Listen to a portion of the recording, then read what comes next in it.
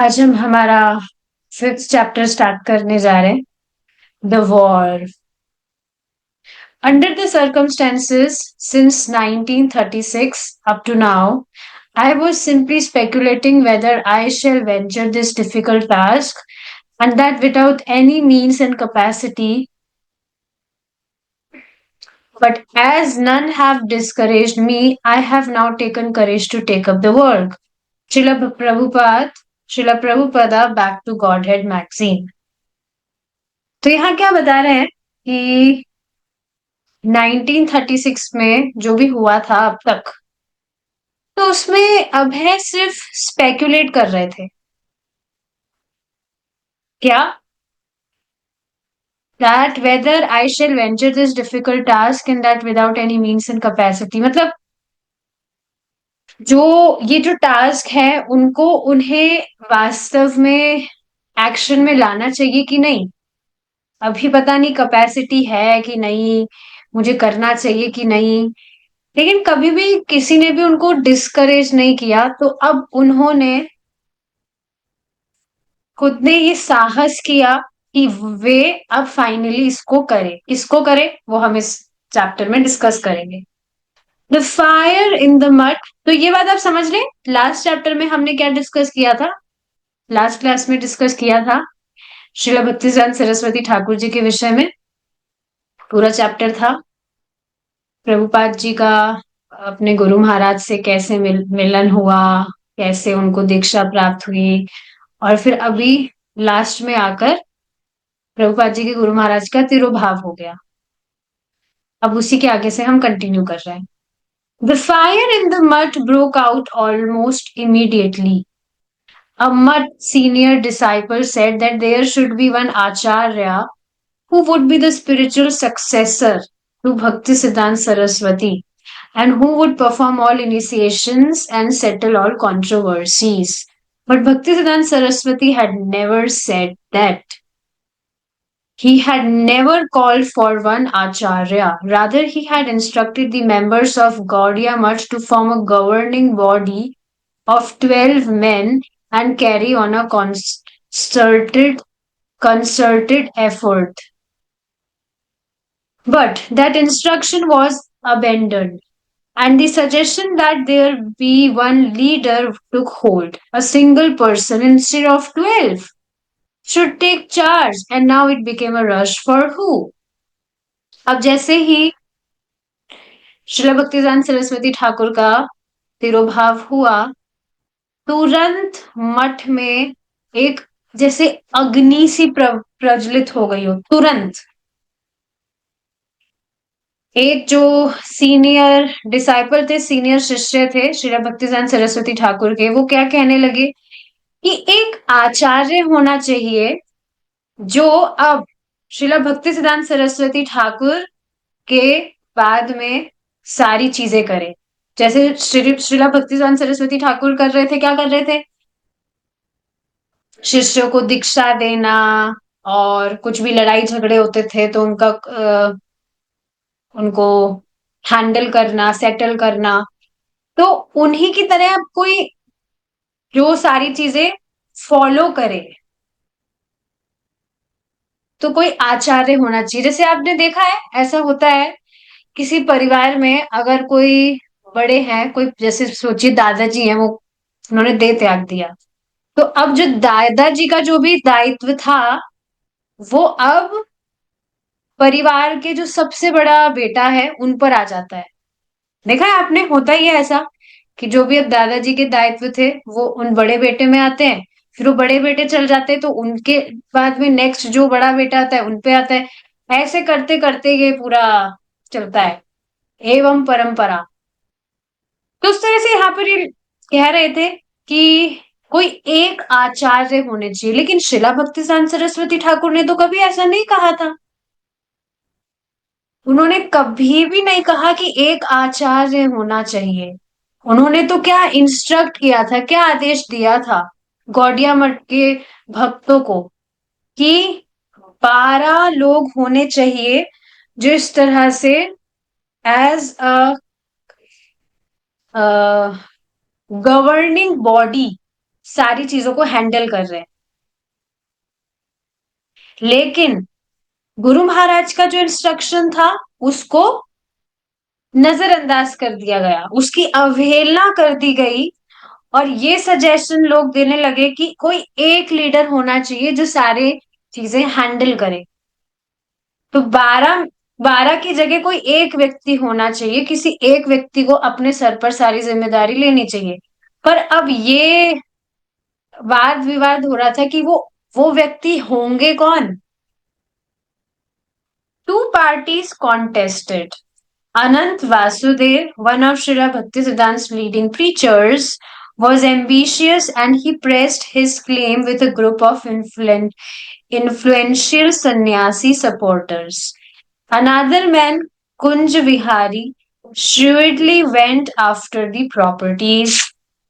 He had been a leading administrator under Srila Bhaktisiddhanta and now he claimed ownership of the Palatial Temple in Calcutta, as well as all the other properties and assets of the India-wide Gaudiya Mutt.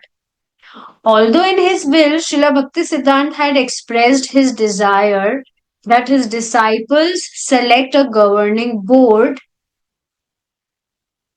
to manage all properties and funds of the Gaudiya Mutt. Kunj Vihari contested the will's legitimacy. He and his supporters argued that since Srila Bhaktisiddhanta had received the properties on behalf of God, he was not their rightful owner and therefore could not determine their future ownership. Thus, he and the others disputed over the legal and theological aspects of the former Acharya's position. तो अब दो parties के बीच में contest हुआ। एक थे अनंत वसुदेव, जो श्रीला भक्तिसिद्धांत सरस्वती ठाकुर जी के प्रचार कार्य में आगे थे। और उन्होंने क्या किया, he pressed his claim with a group of influential sannyasi supporter. जो सन्यासियों का ग्रुप था, उन्होंने उनके साथ हो लिए वो। दूसरे जो आदमी थे वो थे कुंज विहारी, जो कि he shrewdly went after the properties. Shrewdly, तो जो भी प्रॉपर्टीज वगैरह है उसकी तरफ उनका झुकाव ज्यादा था। प्रॉपर्टीज का मतलब समझ रहे हैं कि कहाँ पर कौन सा मंदिर, कौन सा मठ कहाँ पर बनवाया जाना चाहिए, ये सारी रिस्पॉन्सिबिलिटीज उनके सर पर हुआ करती। रिस्पॉन्सिबिलिटी मतलब उनका भाग हुआ करता था इसमें। तो श्रीला भक्तिसिद्धांत सरस्वती ठाकुर के टाइम पर वो इस तरह से सारी चीज लीड कर रहे थे। And now he claimed ownership of the palatial temple in Calcutta as well as the other properties and assets of the India wide Gaudiya math. और अब वो खुद क्लेम कर रहे थे कि कलकत्ता में जो टेम्पल है और बाकी सारे पूरे भारतवर्ष में गौड़िया मठ की जितनी भी प्रॉपर्टीज और जो भी एसेट्स है, एसेट्स मतलब समझ रहे, जो भी सामान वगैरह होता है, वो सब वो चाह रहे थे कि वो उनके ओनरशिप में आए।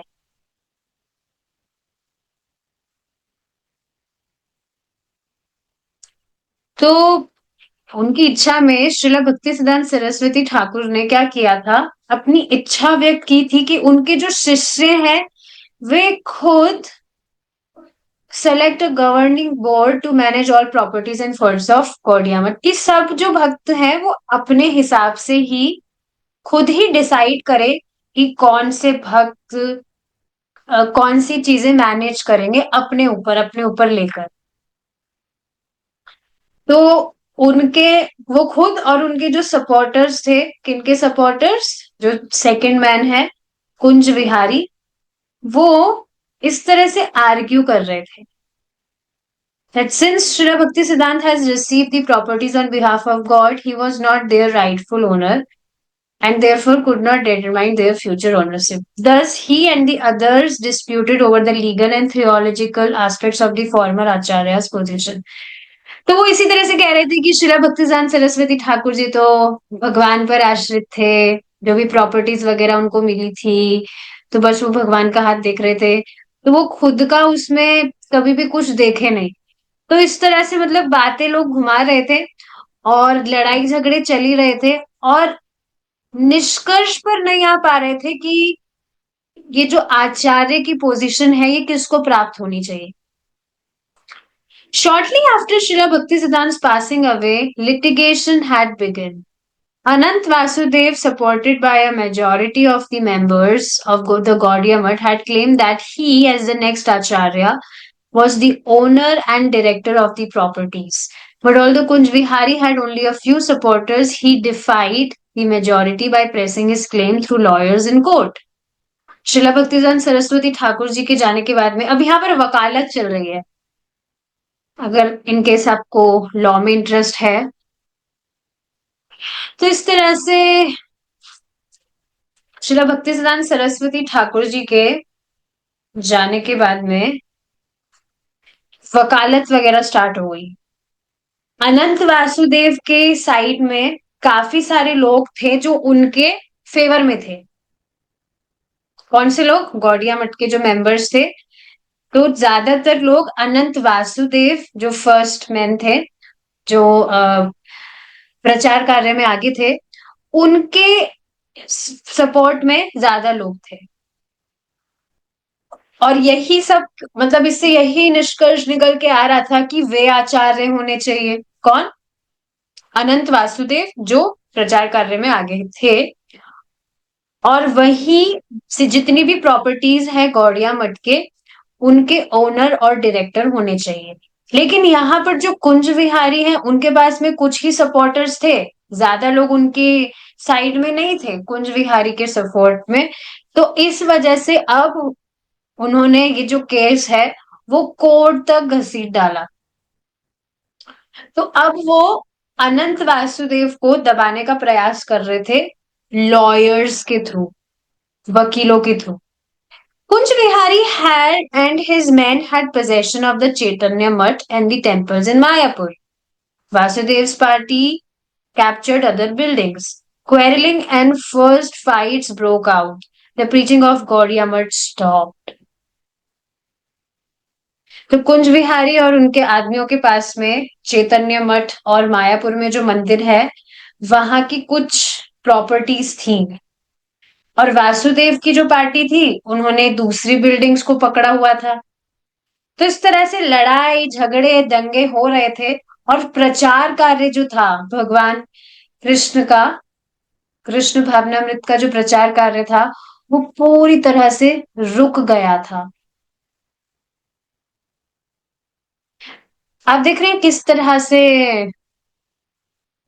यहाँ पर अभी रिसेंटली तो प्रभु जी इसको समझा रहे थे, सुबह की क्लास में समझा रहे थे कि शाम की क्लास में, जैसे आप देखेंगे कि जो कुत्ते होते हैं, डॉग्स, आपने देखा है वो किस तरह से झगड़ते हैं। एक कुत्ता दूसरे कुत्ते पर घुर्राएगा, हाँ, दूसरा कुत्ता दूसरे कुत्ते को देखकर घुर्राएगा, हाँ। इसके पीछे उनका, कभी देखा है आपने कुत्ते को, दो कुत्तों को झगड़ते हुए? और झगड़ते किस बात को लेकर है वो? एक कुत्ता दूसरे कुत्ते पर घुर्राएगा, हाँ तू मेरे घेरे में आ गया, इसलिए वो उस पर घुर्राएगा।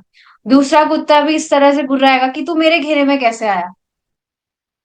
तो इसी तरह से आप देखेंगे एक पूरा जो देश है वो दूसरे देश को इसी के चक्कर में नहीं दबा रहे हैं, घुरा रहे हैं एक दूसरे पर, और इस तरह से लड़ाई झगड़े कर रहे हैं। प्रभु जी तो बता रहे थे कि यहाँ तक के जो लोग हैं, पाश्चात्य देशों में ज्यादा चीजें होती है फालतू की, तो वहां पर लोग पहाड़, एक बड़ा सा पहाड़ जीतने तक के लिए लड़ाई करते हैं एक दूसरे से, और बाद में जब किसी को वो हासिल हो जाता है तो वो पहाड़ उसको छोड़कर चले जाते हैं। उस पहाड़ को छोड़कर चले जाते हैं। बताइए, पहाड़ जिस पर वो कुछ काम का नहीं है, उसके लिए लोग झगड़ते हैं। या फिर बता रहे थे समुद्र के लिए झगड़ते हैं कि ये समुद्र हमारा है, वो समुद्र तुम्हारा है। लेकिन वास्तव में जब व्यक्ति नॉलेज लेगा शास्त्रों का, तब उसे समझ आता है कि ना तो वो तुम्हारा है ना वो मेरा है, किसी का भी कुछ भी नहीं है यहाँ पर। पर आप देखिए इस तरह से कितना कितना टाइम और कितना कितना पैसा खर्च होता है लोगों का इस तरह से लड़ाई झगड़ों में।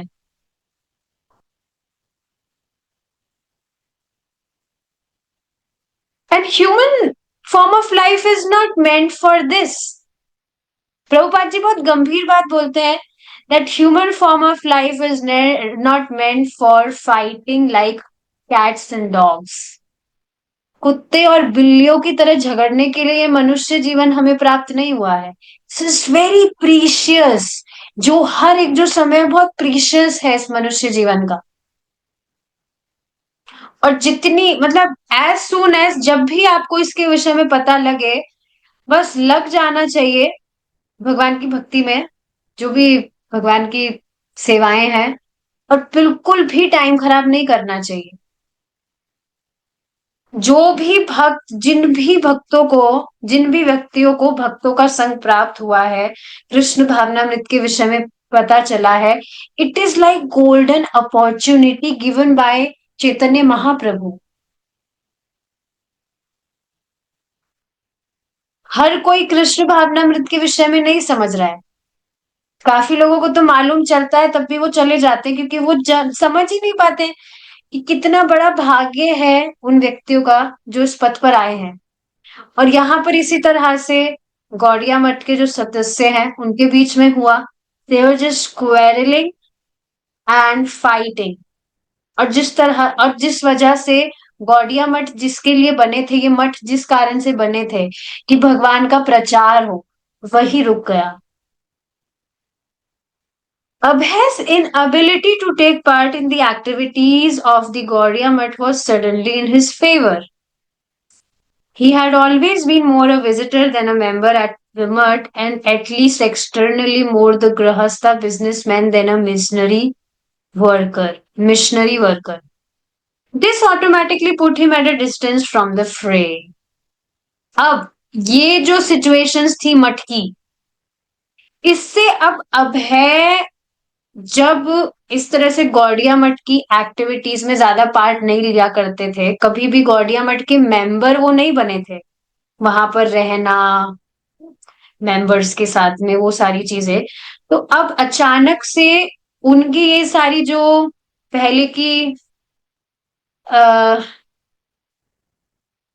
इनएबिलिटी कहिए, कि वो पहले इस तरह से गौड़िया मठ में ज्यादा भाग नहीं लिए थे, वहां की जो भी एक्टिविटीज थी, तो अब अचानक से ये सारी चीजें इनके फेवर में आ गई थी अभय। हमेशा से वो मठ में एक विजिटर की तरह रहे हैं, मेंबर से ज्यादा। विजिटर मतलब समझ रहे हैं, आते जाते रहना, उसका पार्ट नहीं है, किसी भी ऑर्गेनाइजेशन का पार्ट नहीं है, बस आते जाते रहना। तो ऐसा यहाँ पर अभय के साथ में था। और एटलीस्ट बाहर से वो एक ज्यादा एक गृहस्थ व्यापारी, और हाँ एक गृहस्थ व्यापारी थे बाहर से, ना कि एक वहां पे मठ में कोई वर्कर। दिस ऑटोमेटिकली तो इस कारण से अपने आप ही वो ये सारे जो भी वहां पर फंदे हो रहे थे, उससे अपने आप ही वो दूर हो लिए। फंसे पहले भी नहीं थे क्योंकि वहां पे कुछ मेंबर वगैरह वे थे नहीं, तो अब ऑटोमेटिकली एक फेवर उन्हें मिला कि वो वहां पर फंसे नहीं थे, अपने आप ही वहां से वो अब दूर हो गए। Of course, he was associated with the Mutts in Bombay and Allahabad, but he had no managerial position, no claims to ownership, and no role in the litigation. Nor did he desire to take sides in the struggle for power. Like many of the other disciples, he was mortified to see that his spiritual master's instructions for cooperation had been disregarded and his mission thrown into a legal dispute. Abhay knew that Srila Bhakti Siddhant had wanted the leaders to work cooperatively, and so he could not sympathize with the warring fractions. Both parties were an insult to Srila Bhaktisiddhanta Saraswati. तो हाँ, अभय मठ में मतलब संग किया करते थे, संग लिया करते थे, एसोसिएशन लेते थे, खासकर बॉम्बे और इलाहाबाद में, लेकिन वहां पर उनका कोई मैनेजेरियल पोजीशन नहीं था। समझ रहे इस चीज को? जैसे कैसे मैं समझाऊं इसको, उस एग्जाम्पल से समझाना तो थोड़ा गलत हो जाएगा, पर फिर भी इसको एज ए एग्जाम्पल ले लेते हैं। जैसे इस्कॉन टेम्पल की बात करें तो इस्कॉन टेम्पल में भी वहां पर जो भक्त हैं उनकी कुछ मैनेजेरियल पोजीशंस हैं। कोई इस्कॉन कोई टेम्पल के मैनेजर है, कोई प्रेसिडेंट है, कोई ये है, कोई वो है। तो वहां पर जिनकी मैनेजेरियल पोजीशन है, तो अब टेम्पल में कुछ भी बात वगैरह होती है, तो वो जो जिन पोजीशंस में है वो उनके बीच की बात है।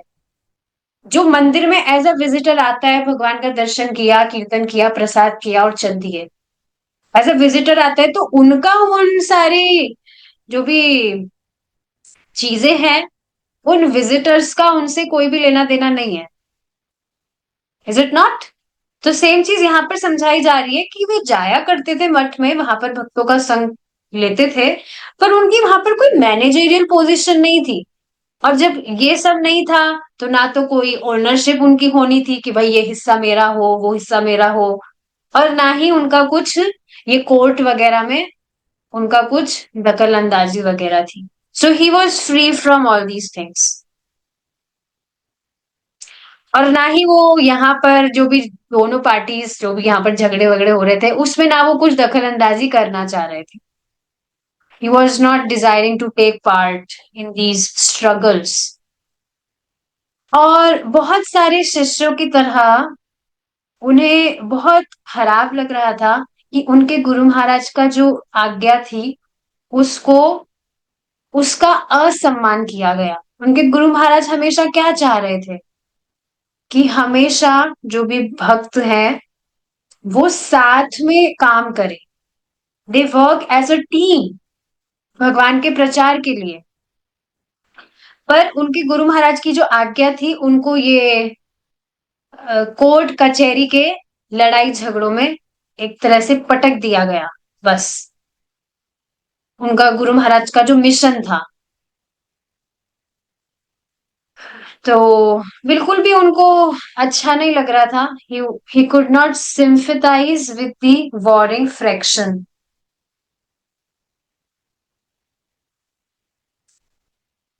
सिंपथाइज मीन्स मतलब समझ रहे ना, कुछ भी मतलब अपना एक जो कंपैशन वगैरह है वो कुछ भी नहीं दिखा पा रहे थे। सिंपथाइज का मतलब होता है सिंपथी, जानते हैं ना, तो सिंपथी नहीं दिखा पा रहे थे वो। तो दोनों जो पार्टीज थी देवर लाइक इंसल्ट टू शिला भक्तिसिद्धांत सरस्वती।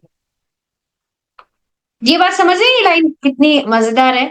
जैसे आपने कई बार सुना होगा, पहले एटलीस्ट, अभी तो पता नहीं पहले मैंने भी सुना था, ये ऐसे बोलते थे स्कूल में जब पढ़ते थे, तो आप कुछ इतना पढ़ लिख के कुछ बन जाए कि आपके पेरेंट्स कहे बेटा I am proud of you, you are my child, मुझे तुम पर बहुत गर्व है, तुम मेरे बेटे हो। इस तरह की ये सारी जो बातें, तो ये जो पिता है वो कब कहेगा अपने बच्चे से? जब बच्चा कुछ पढ़ लिख कर बड़ा आदमी बन जाए। और अब वो पढ़ा लिखा नहीं और वो नालायक नंबर वन निकला, तो क्या होगा? He will be an insult to his parents. So same way यहां पर ये बात समझाई जा रही है that both parties were an insult to Srila Bhakti Siddhanta Saraswati. कहा उनको गुरु महाराज के तिरुभाव के बाद में बहुत अच्छे से प्रचार करना था, but they were an insult to their Guru Maharaj. But he wanted to preach. Who? Abhay. Although becoming a very good English preacher was something he was meditating on more than actively doing, the Gaudiya Mutt would logically have been the vehicle for his preaching. He had already contributed articles to the Gaudiya Mutt's publications and had been working with his godbrothers at the Allahabad and Bombay centers. Naturally, he thought of serving his spiritual master in terms of serving within his spiritual master's mission. But the Gaudiya Mutt, which had always been known for pure, bold preaching of the message of Lord Chaitanya, was now becoming known for embroiled affections.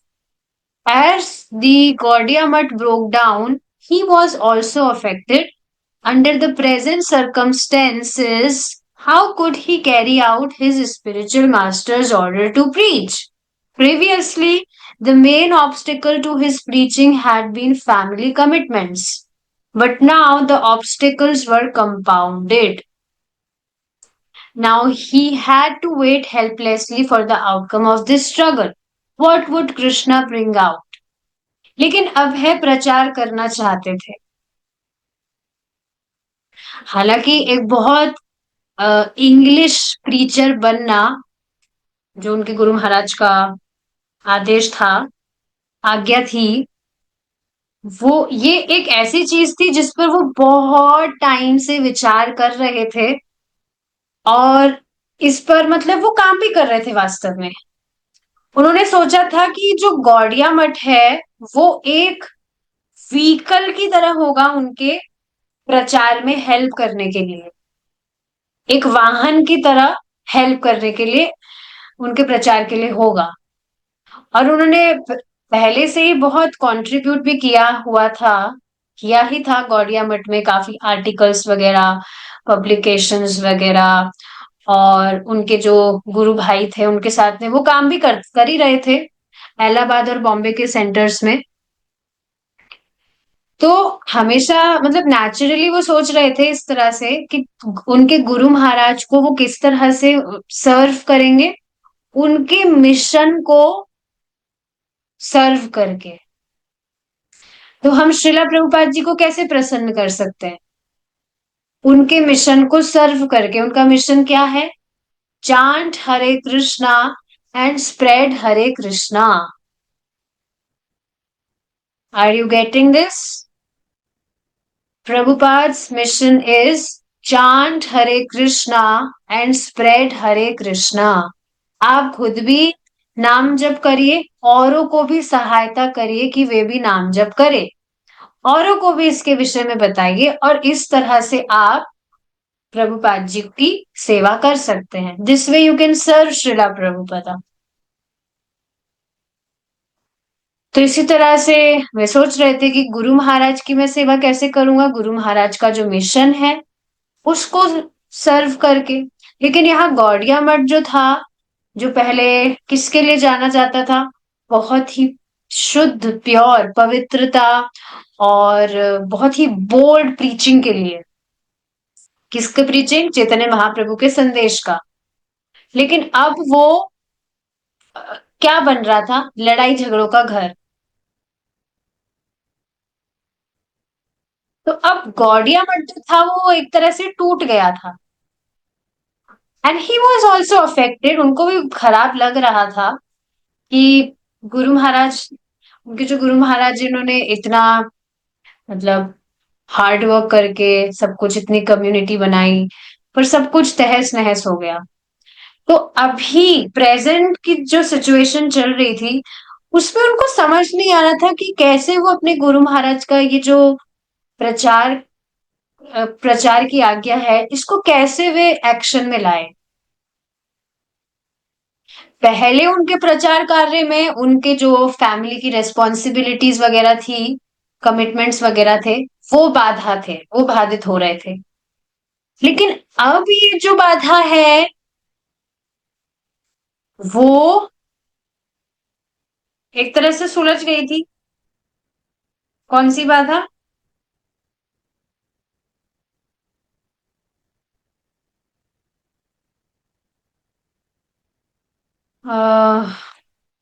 सुलझ नहीं गई थी, sorry. अब ये जो घर परिवार की जो बाधा है वो ये गौड़िया मठ की बाधा से कंपाउंड हो गई थी. कंपाउंड मतलब जुड़ गई थी. अब एक परेशानी तो पहले ही थी, अब ये दूसरी परेशानी. और तो अब वो बिल्कुल हेल्पलेस महसूस कर रहे थे और अब वो बस इंतजार कर रहे थे कि कैसे ये जो स्ट्रगल है इससे कैसे बाहर आया जाएगा। What would Krishna bring about? भगवान का क्या प्लान है? तो इस तरह से ये सारी बातें हैं। अब आगे का डिस्कशन जो है अगर भगवान ने चाहा तो हम कल करें। Thank you so much for joining. Hare Krishna. जय श्रीला प्रभुपाद।